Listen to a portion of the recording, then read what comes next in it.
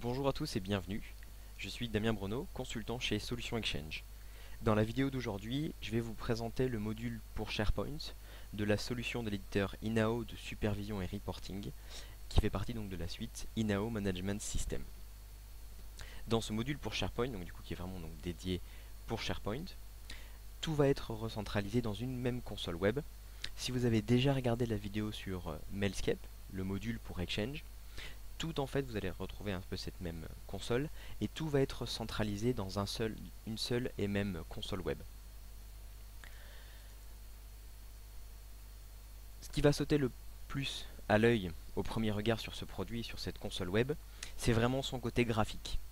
Je vais avoir un code couleur universel, comme vous pouvez le voir ici sur cette console. Vert tout va bien, jaune ça se dégrade et rouge c'est critique. Je vais avoir une ligne par serveur, ce qui me permet de très vite voir quel va être mon serveur qui va être en erreur. L'avantage de ces petits voyants qui vont clignoter, c'est que ça va m'attirer l'œil et je vais avoir envie de cliquer dessus. Et lorsque je vais cliquer dessus, je vais avoir comme un effet de zoom qui va me permettre de très rapidement me focaliser sur l'erreur et sur le problème rencontré. Si par exemple je vais cliquer sur Functionality de mon premier serveur, SPZone SP1, un de mes serveurs SharePoint, je clique dessus et je vais avoir un effet de zoom sur justement les fonctionnalités qui vont être supervisées. Je vais avoir par exemple les statuts des sites et les timer jobs. On va regarder par exemple tout ce qui est timer job, parce que c'est quelque chose d'assez critique et difficile à diagnostiquer, et justement de pouvoir voir qu'est-ce qui est en erreur. Donc je clique sur timer job, je vais avoir un zoom, et je vais voir plus précisément donc, ce que je vais avoir de supervisé dessus. Je vais avoir par exemple le service de temps de mon serveur SharePoint. Et là je vais voir très précisément, et c'est assez unique à ce produit-là, peu de produits sont capables d'aller aussi loin que le Foresight. Donc je vais avoir le CPU et la RAM utilisée par mon service SharePoint Timer. Ça me permet de savoir si mon service n'est pas trop gourmand ou si j'ai pas justement un problème avec mon service. Je remonte d'un cran. Je vais cliquer sur le deuxième voyant, SP Timer Job Statut, qui me permet d'avoir en fait la liste de tous mes timer jobs sur SharePoint. Et surtout, quand je vais cliquer dessus, puisque là par exemple j'en ai un qui est en erreur, de n'avoir apparent sur cette console web que le timer job qui est en erreur. Ça me permet toujours pareil d'aller le plus vite possible dans le diagnostic et de ne pas me perdre dans tout l'ensemble des timer jobs pour essayer de trouver celui qui est en erreur. Là je vois très vite et très rapidement celui qui est justement en erreur. Je vais cliquer encore une fois sur le voyant et je vais avoir un peu plus d'informations sur mon timer job, dont des informations absolument indispensables pour diagnostiquer et pour pouvoir retrouver ce timer job, c'est-à-dire son ID. Plus d'autres messages bien sûr avec le message d'erreur, quand est-ce que le service est démarré, quand est-ce que le timer job s'est arrêté et l'erreur rencontrée. Je vais remonter juste d'un cran. Si je clique sur Show All ici, justement vous allez le voir, ça me permet d'avoir la liste de tous mes timer jobs qui sont présents. Et comme vous pouvez le voir, sur SharePoint, il y a beaucoup de timer jobs. Et donc, grâce à Mailscape, toujours pareil, mon timer job en erreur apparaît tout en haut de la liste, voire tout seul si on ne clique pas sur Show All. Et ça me permet vraiment de me focaliser sur cette erreur. Je vais remonter un petit peu plus. On va avoir vraiment sur la partie Foresight tout ce qui est indispensable à SharePoint qui va être supervisé. Donc on a vu déjà quelques fonctionnalités. On va avoir tout ce qui est connectivité réseau, les services, tout ce qu'on appelle operating system, c'est-à-dire les espaces disques et les performances, les backups de mon serveur SharePoint bien sûr. Et enfin on a une petite partie, une dernière partie que vous voyez ici, qui s'appelle SPCore. C'est tout ce qui est vraiment le cœur et tout ce qui est indispensable à SharePoint. Donc je clique dessus. C'est-à-dire tout ce sur quoi se base SharePoint. 2IS et SQL. Sur 2IS par exemple, c'est assez unique à ce produit-là. On est capable d'aller vraiment très très loin dans la supervision, comme vous pouvez le voir sur tout ce qui va être supervisé sur 2IS. Et y compris, comme vous pouvez le voir ici, on va superviser tous les pools d'applications qui sont présents sur le serveur 2IS. Et on va vous donner le CPU utilisé et la RAM utilisée par chacun des pools d'applications. Ce qui va permettre de savoir si on a un pool d'applications qui ne consomme pas trop de mémoire ou qui par exemple ne pourrait pas avoir une fuite mémoire et qui du coup aurait besoin d'être redéveloppé. Autre point important, quand je clique sur mon pool d'applications, toujours pareil, dans le même état d'esprit, c'est de centraliser toutes les informations et d'avoir les informations les plus précises possibles et le plus rapidement possible. Je vais avoir ici la liste de toutes les applications web qui vont fonctionner sous mon pool d'applications. je remonte à nouveau d'un cran. Et on va avoir l'autre brique sur laquelle repose absolument donc SharePoint, c'est-à-dire SQL. Donc je clique dessus.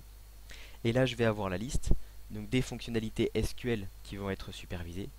Tous les tests en fait pour s'assurer que SharePoint et SQL sont toujours bien en communication et bien en symbiose. On va faire un test du serveur SQL. On va vérifier les performances cache du serveur SQL. Et enfin, on va vérifier le contenu des bases. Je clique dessus. Toujours pareil, c'est vraiment très précis, on va vraiment très très loin. On va ici avoir la liste donc de chacune de mes bases correspondant à mes serveurs SharePoint. Les applications web fonctionnant sur chacune de mes bases. Le nom de mon serveur. Et je vais avoir le statut des bases avec la taille et le quota. Et quand je clique dessus, pareil, toujours plus d'informations. J'ai la liste de chacun de mes sites web avec le stockage utilisé. Et si j'ai un quota qui est mis en place, je vais avoir où j'en suis de mes différents quotas. Et pour terminer, on va aussi avoir un dernier serveur bien sûr qui va être supervisé ici. C'est mon serveur SQL sans lequel justement SharePoint ne pourrait pas fonctionner. Donc là, même chose, on va aller très loin, on va être très performant, on va superviser à la fois ce qu'on a vu sur SharePoint, c'est-à-dire tout ce qui est connectivité réseau, service, operating system, les backups bien sûr de mon serveur SQL. Et dans fonctionnalité, même chose, toujours pareil.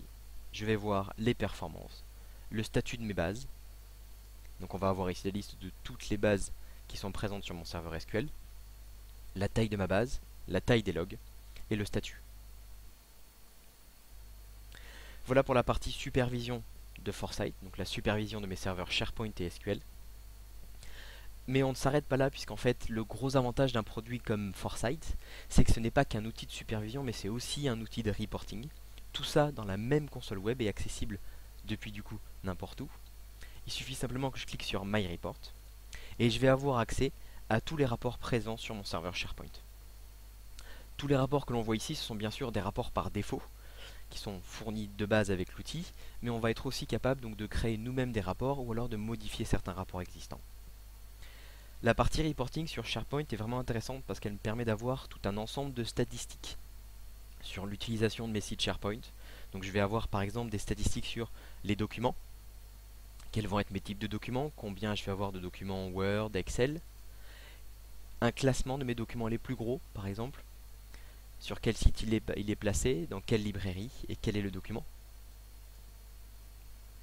Des statistiques aussi sur Site Overview, ce qui me permet en fait de savoir quelle est l'utilisation des sites, ou l'utilisation justement des sites par nombre d'utilisateurs, ça c'est assez intéressant, ça me permet de savoir l'utilisation de chacun de mes sites, voire pourquoi pas, voir que certains sites qui ont coûté du temps en développement ne sont pas du tout vus par les utilisateurs et ne sont pas du tout utilisés.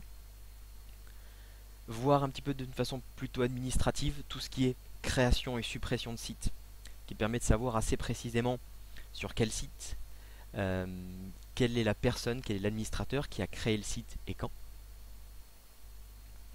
La suppression des sites, même chose pour tout ce qui est collection de sites.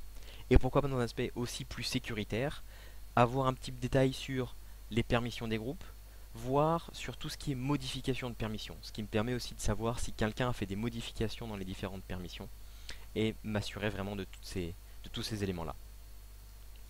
Voilà pour cette petite présentation de la partie Foresight, donc le module de supervision SharePoint et SQL de l'outil de supervision et reporting global qui s'appelle INAO Management System. Pour plus d'informations, je vous propose de nous retrouver sur notre site solution-exchange.fr pour avoir tout un ensemble de documentation sur Foresight mais aussi sur le système complet et voir prendre contact avec nous si vous avez envie de poursuivre un petit peu plus dans ce test de cette solution et qu'on vous fasse une démonstration plus globale, voire un test directement chez vous. Merci et à bientôt.